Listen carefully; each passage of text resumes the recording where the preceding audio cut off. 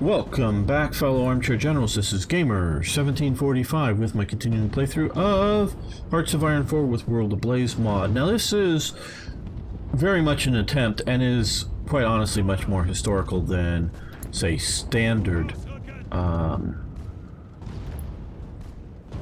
Hoi 4. But it's trying to be very historical, but I'm finding some problems with it. One, Norway joined the Allies here, and we're having a little issues with that. Hungary's demanding Transylvania and Romania, and they didn't come into the Axis, so that's going, and they've gone to war with each other. And Italy invaded Greece before it joined World War II and before France fell, so that is also a little bit of a problem. So yeah, there's some problems historically here.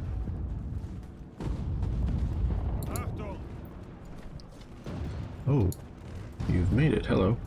Okay, drive into Paris. Hope you come north around. Do you have a good map? I've had to drive around Paris. I didn't have good maps, I had maps, man.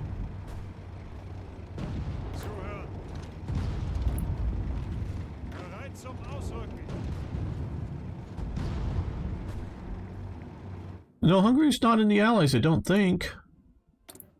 Nope. They're not in the Allies. They're just doing their own private war with Romania over Transylvania. That's stupid. Hello, B. Tomkini. How you doing?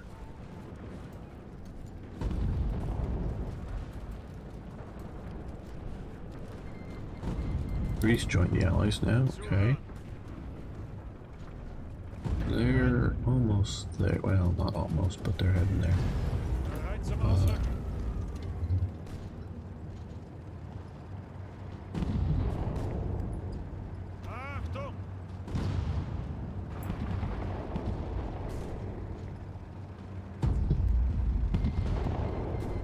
Sweden, low trade.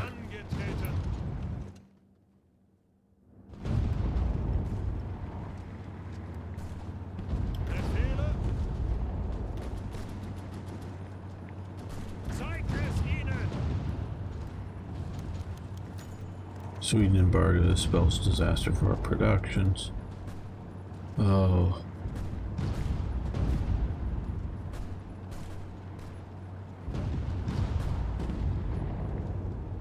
Well, what are we talking about? I'm watching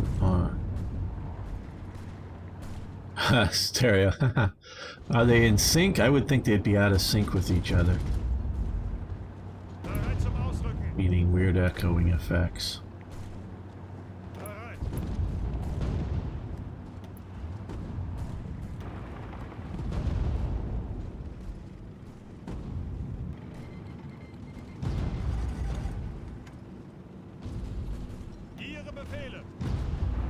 There's two gamers at once, too much, probably.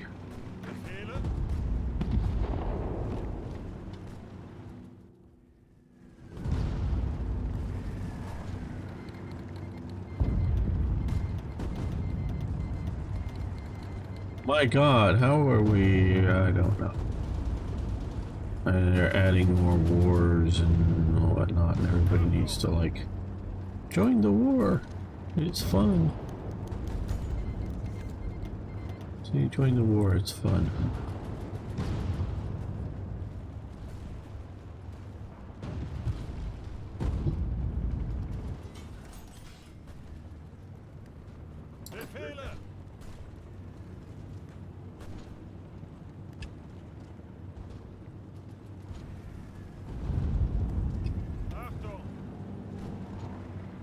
Okay, well, we've got Paris.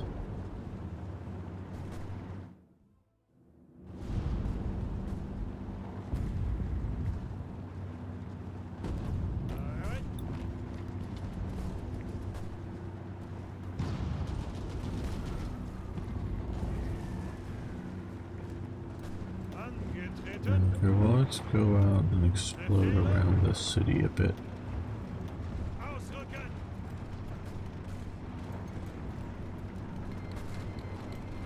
Denmark has now joined the Allies to follow Paris.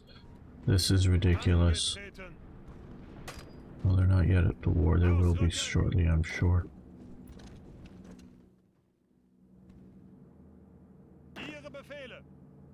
This is ridiculous. Okay, deploy these divisions a little early. I know they'll be green or whatever, but we'll go train them up on Denmark.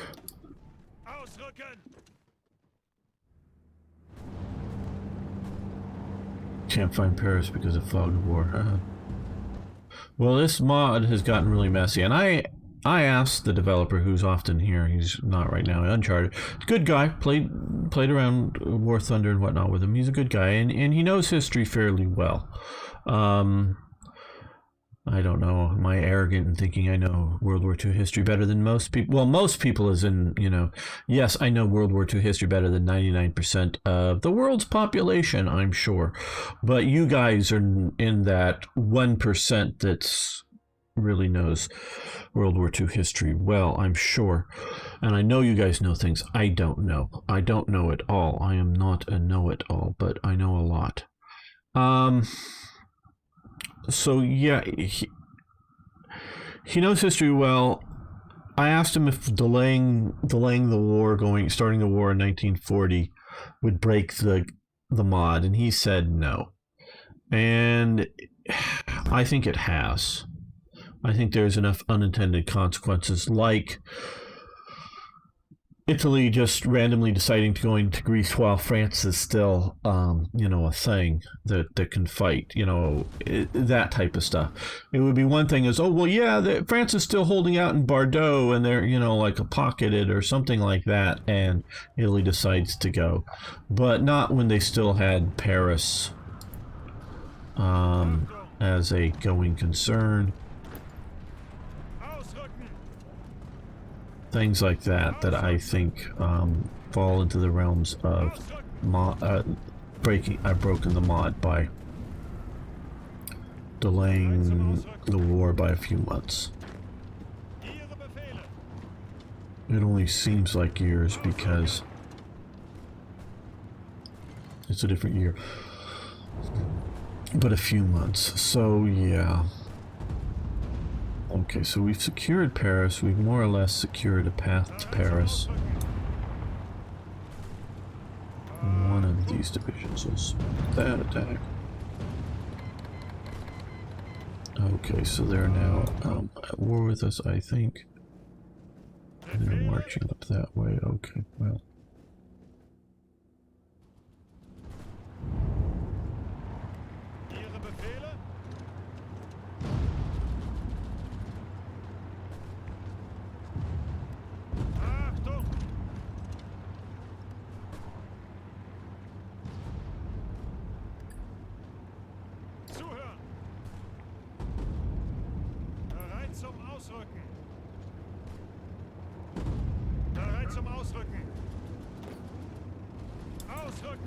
You attacked across the river. You know, okay, well.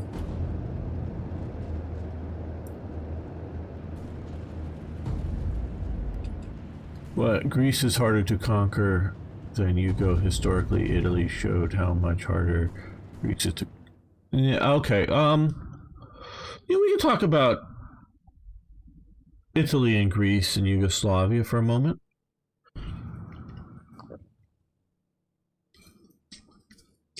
Now,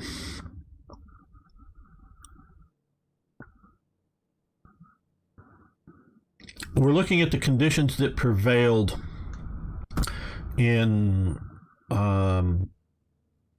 late 1940 and early 41 when Italy declares war on Greece. Because obviously we're looking then and not, say, in 1066 AD or something. We're looking at, you know, a specific time and place. And comparing some of these, not just in game terms. I'm looking at historical terms.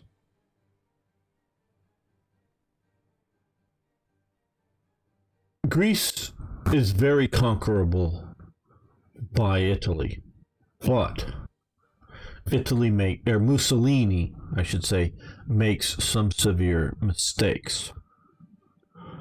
One, he is upset with Hitler and that Hitler has not included him in some plans. Would remain neutral until the ally was close to winning the war, most likely. Yeah. Of course. Yeah. No. With all the Baltics, or Scandinavian countries would have remained neutral unless they're being attacked. I don't even think they would have ever come into the war, even if the Allies are winning, just because why do it? So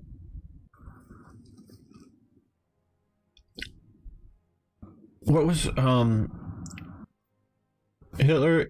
So unilateral decisions, as well as just generally speaking, not informing Mussolini of plans. Hitler informing Mussolini has upset Mussolini. So Mussolini wants to get back to equal power stage with Hitler. So instead of going, hey, Führer, we want to, invade Greece, and this is our plans, and we're going to do it. No, they just decide to, hey, we're going to do this. We're not even going to tell the Germans. We're just going to invade Greece, and as we're marching into Athens, we'll just present all this to Hitler. See how great we were. We've conquered another country. And so that's part of it, is the problem. And to sort of have this happen, and knowing, Mussolini isn't stupid, okay? Don't think any of these leaders are stupid. They just sometimes get out of their areas of competency. Hitler understood German politics greatly. He did not understand politics of other countries. So because he sees, the Western Allies, as he sees them backing down, over the Saarland at first, and then the Rhineland as total. And those are two different sort of situations going on. Remilitarization of the Rhineland, then over Austria, then over Sudetenland. He sees this all as backing down, and he thinks they're just always going to keep backing down unless directly attacked. Well, he's entirely wrong. We won't go further in that because I could do a whole lecture on that topic. So they get outside of their areas of core competency. Mussolini isn't stupid, but he does a stupid move here. It's sort of out of jealousy, out of ego, to attack Greece. Okay, so he thinks his armies are going to be conquering armies. Now, and this is sort of a surprise thing, and it happens in fall. And that's key. And he wants to, and one of the points to rush it is he doesn't want to attack in winter. Well, what happens in fall? Do any of you guys still know what happens in fall? I know the world has changed. We still have falls, but something that used to happen. Hey, thanks, Arno. Great work there with all that. If you guys are onto Facebook, I don't pay as much attention as I should. I do a bit to the Facebook site, but if they're Mussolini was bigger man until mid-30s, yeah, and that's part of what's disrupting. And yes, Aries did the Steam community there. If you want to follow that.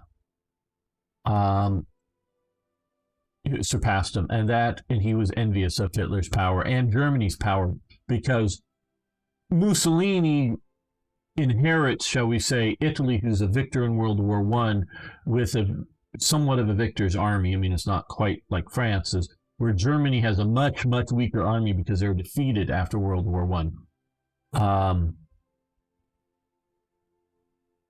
And so No, get even hotter. I think yes, we have a Reddit too. If you're interested in it, I also don't Reddit much. Um, but if you guys do, it's there. And I have to really thank Arno and Ari for doing basically all of that stuff. They really help out more than just being moderators here and help me out with other things as well. And of course, hang out and play War Thunder and what with me too, so that's fun. What else happens in fall? You guys, I know the world has changed, but think, what happens in fall? Something that is vital for human existence.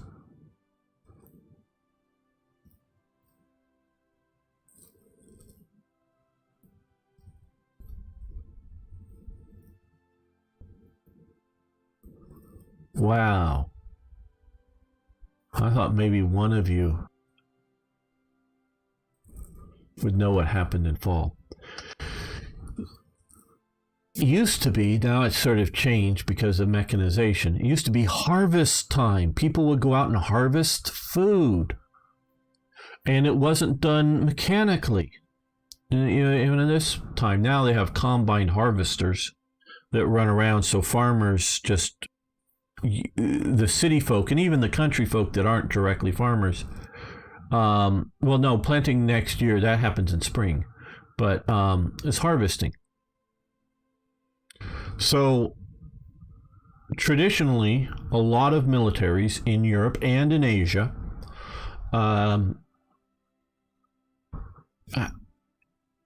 let, or because there's a lot of different terms here, offered military soldiers to help with the harvest. And it varies in different countries at different time periods, under what conditions and whatnot. But that is sort of a traditional thing, is that the soldiers would stop training for war, and before they went into winter barracks, would help with the harvest. And I'm sure there's a lot of corruption going on, offer some local military commanders, hey, come and help harvest my fields. I'll give you, some extra apple pies or whatever it is. Not necessarily huge money by any means, because it's obviously they're looking for cheap labor, but give them a little bonus, get them into the particular farmer's fields. So the units that were attacked or were attacking at first in the Greek units stationed in Albania, a lot of the soldiers, maybe up to 1/3, I think maybe up to 2/3 of some of the units, those soldiers were back in Italy harvesting food, grain, particularly wheat, whatever, and they were scrambling to recall those particular soldiers for those divisions to get them back to Albania before the attack happens, or as the attack is happening. So the units that are attacked they're attacking Greece are not well prepared. Okay, that is part of the problem. The other problem here is, and I know this doesn't really show it, there are very little roads in this part of the world, very little railroads, and this is, which it does show, is rather mountainous. This is not a good front to attack. Now, you might think that it's harder to defeat Greece because of this. Depends on the crops. I'm a wheat farmer in the U.S., and we harvest our wheat July, August. Well, I said fall. Okay, that's a bit more summer. And I'm sure it varies in certain parts of the world. But traditionally, you plant in spring and you harvest in fall. That's traditional. Didn't know you're a wheat.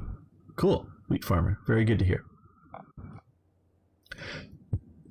But also, as much as I was directing this as to mostly city folk now, and even those that live in the country don't get out and do a lot of harvest work.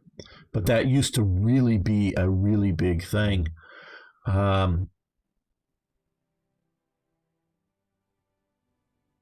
So now, if I as leader of Italy was planning on invading Greece, one, I would plan an invasion of Greece. Now it would be let's put these guys convoy rating out here. Don't know if we'll get, I mean, I see a little action already, but they just may get sunk, but oh well. You know, I would have plans set up. Now, I would definitely push along this front. But now maybe it's because I'm an American, which means I've inherited British traditions, so I see the sea as a road and not as a barrier. I would be planning naval invasions. And so that I would be outflanking, because if we're talking Italy, we have more soldiers, more army, even though we are fighting out, you know, here in North Africa. We have, you know, much more army. We realistically were dominating this part of the Mediterranean. The British fleet that can come up to here, but is mostly really just dominating this part of the Mediterranean. And if you're planning it before, you know, the British can react, you know, plan on, you know, have plans and be ready for it before day one, you know, doing sort of this kind of thing, you know, planning for the invasion, get all that going so that on basically day one of the war, I would be landing troops, you know, maybe here or just somewhere along here flanking the defensive. Also, we have roads, and then which is all, this is one sort of province here. I think this is two provinces. They've set this up as two provinces, and it really was Italy. Rhodes was the main thing, and then there was the couple other little islands that were Italian controlled, left over from even before World War One. And so I would be planning naval invasions here.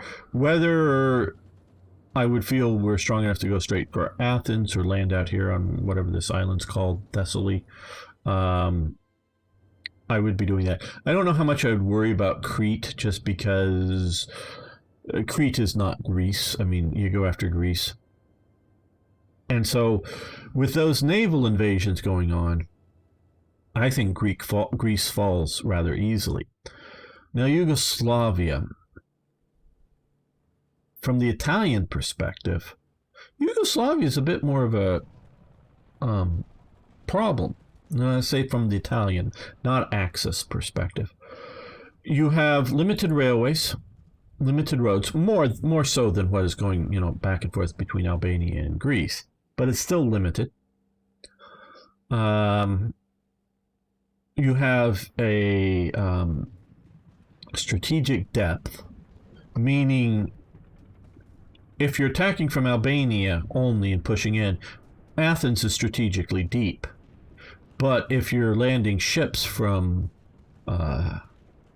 Rhodes here, Athens is on the front lines.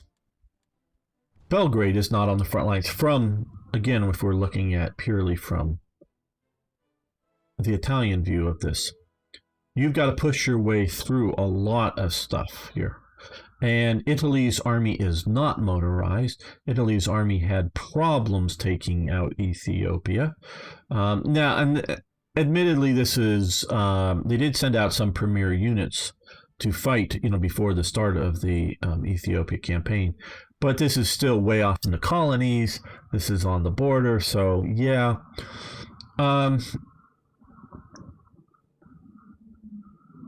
Yugoslavia is going to lose. But Yugoslavia can be much more of a headache if fights well, I would say, than Greece. Greece got lucky. Bulgaria was not in it until German promises and German troops show up. So they do have a defensive line here, but that's not much of a thing. Yeah, you know, Greece got lucky, and then it didn't once Germany comes in. So yeah, it's not. Greece is not as hard as it was. It should not be as hard as it was. And hello, Martique, how you doing? I'm convinced Italy was secretly trying to lose. I don't know if it goes quite that far, but there is not a unified vision for Italy. I mean, the army is still the Royal Army of Italy. Mussolini over time puts more and more fascist units into divisions.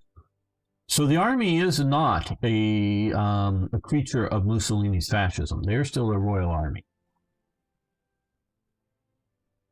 And Yugo actually has a decent sized army. Yeah, but Yugoslavia, I think maybe, I know after the war they actually did make some Mauser rifles. They may be making their own Mauser rifles, but like Greece, unlike Italy, they don't make their own artillery, they don't make their own machine guns. They might make their own bullets, but they don't make their own bullets to like have everybody shooting their guns every day in combat, especially like machine guns. So they have limited stockpiles, and they're going to run out of stockpiles. So the army size of Yugoslavia is important, but it's you know, and if we're looking purely from Italy side. Now, of course, if you throw in Hungary and Romania, they get to, you know, Belgrade's maybe not quite on the front line, but it's near enough that, you know, it's being threatened from other sides. So size of army, quality of army, Italy should, oh yes, absolutely, Radcar. That's for the last 40 years, I've thought Italy should have stayed neutral in trade, prove its industry, benefit from both sides, be sort of more friendly to Germany, just because of the sort of anti-communist aspects and whatnot, and do that, and they would have done great. Set up with that. So yeah, and it also would have helped out Germany, because Germany would not, Yugoslavia could stay neutral, Greece could stay neutral, and Italy could stay neutral. So all you got to do is worry about possible Allied landings in Vichy, France. And so whether, you know, once America is in the war, you didn't see me do the air quotes, but I did them. Once America is in the war, you really have the possibility of invasions of France. So Germany might just sort of go, yeah, Vichy, you still get to exist, but you're no longer unoccupied. We're occupying it. You'll get France back, so you don't have to all, you know, see, the whole promise of Vichy was, the idea is that at some point, Germany's going to leave Paris. Yeah, some of this territory over here will stay German. They may even lose, you know, maybe not all of this, but a few more of these provinces along the border regions. They may lose some territory, but France is still going to exist. Paris still gets to be its capital.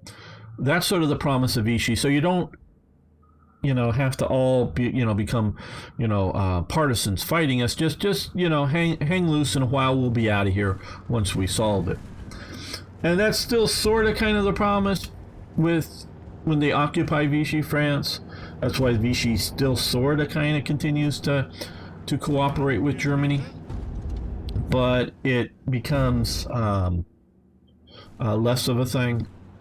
And so once America's in it, Germany might have to guard the Mediterranean border of France as well. That's why they take all the French border of the Atlantic, because they're worried about British invasions at first. So they even areas that they hadn't really controlled at the start, or at the signing of the peace, they insist upon having the border all the way down to the coast just to keep invasions from happening. And so that would have meant a lot less German troops being occupied elsewhere, focusing on Soviet Union or dealing with the Anglo-British.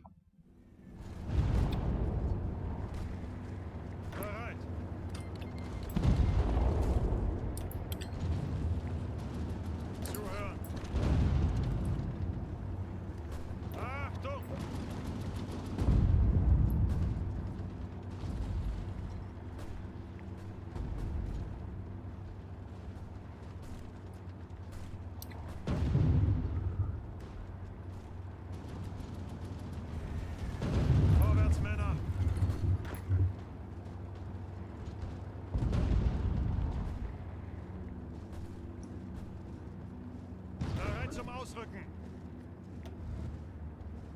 Ausrücken! Ausrücken! You support that attack.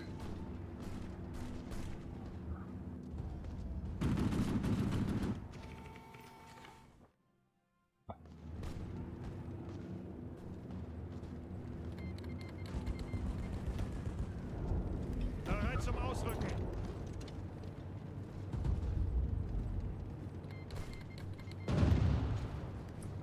Angetreten! Zuhören! You can attack there to delay those troops from coming down. Bereit zum Ausrücken!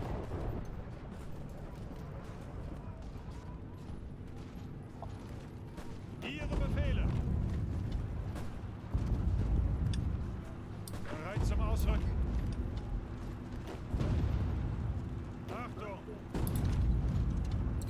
Okay, guys, you two. Push out to Le Havre if you can.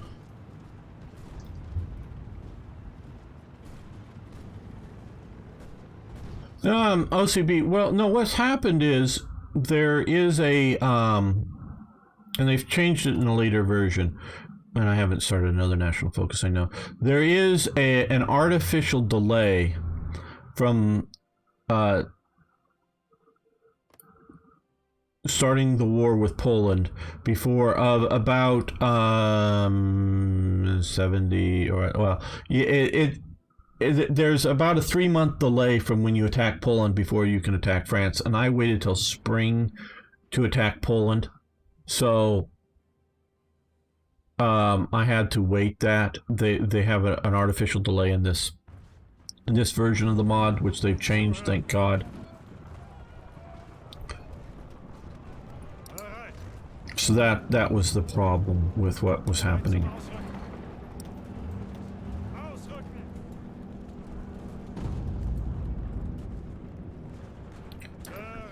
Everything needs to be understood in its context. Angetreten!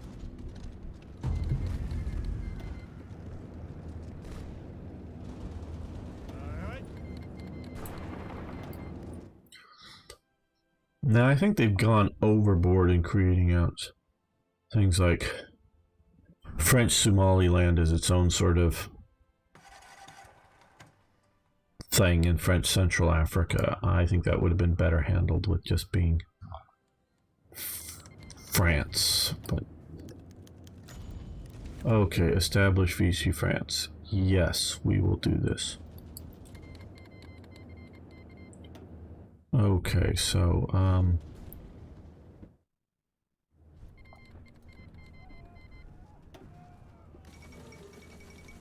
second armistice. Well, okay, this is broken, I would say. The idea that they didn't, all these Free French divisions here did not, because I can see that they're Free French now, by their little flags, that they did not take those off the board and give me the rest of France, that's broken.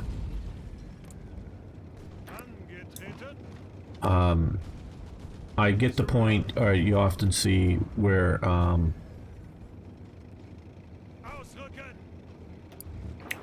you get, British units still occupying French territory at the peace, and they,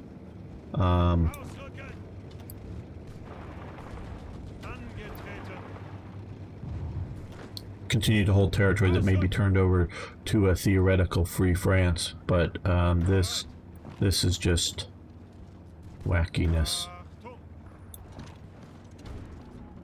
Yeah, this is why I've been questioning, and I know, like last time when I was playing, well, what's your conclusion? Is this as good as Black Ice? And I'm talking Black Ice for Hearts of Iron 4, because right now I'm still not happy with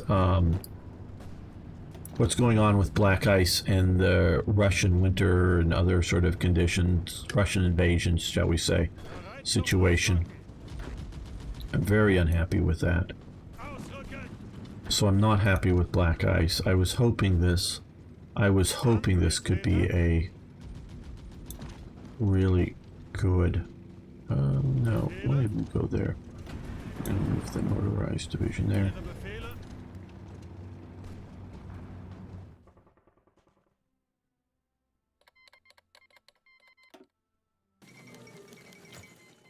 Oh, well, maybe I'm talking too soon. Rudolph has flies. Okay, well, Free France has capitulated now. What?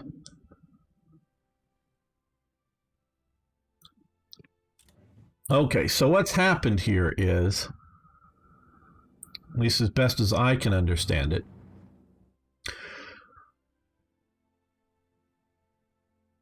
is that they ended France. They formed Free France and Vichy France, but they gave all of the units in Vichy France, or all the units in France. Well, no, because these are Free French units here that are in, I think in Vichy France. I think that's, yeah. I can barely see it. That's definitely a Free French flag. There, so there are Free French units in Vichy France. Well, or are these? Man, these flags are small.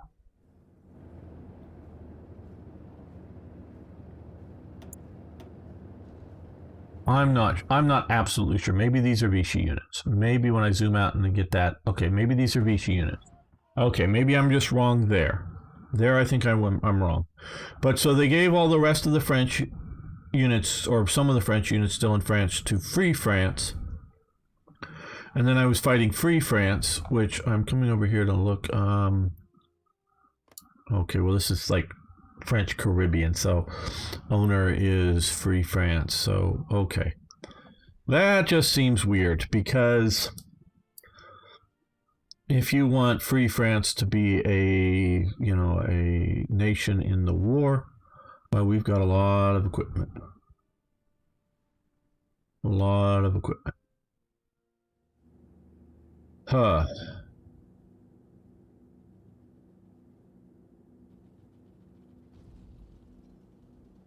Surrender monkeys too. Yeah. Okay. I